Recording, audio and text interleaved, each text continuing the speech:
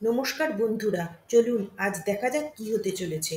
প্রথমে কড়াতে তেল দিয়ে সাদা জিরে, তেজপাতা, গোটা গরম মশলা ফোড়ন দিলাম। কিছুটা পেঁয়াজ ও রসুন কুচি হালকা বাদামি করে ভেজে নিলাম। তাতে পেঁয়াজ ও আদার পেস্ট, জিরের গুঁড়ো ও স্বাদমতো নুন দিলাম।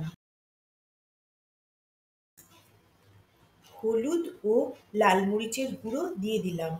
এবারে ভালো করে কষিয়ে আগে থেকে সেদ্ধ করে রাখা এঁচড় দিয়ে দিলাম।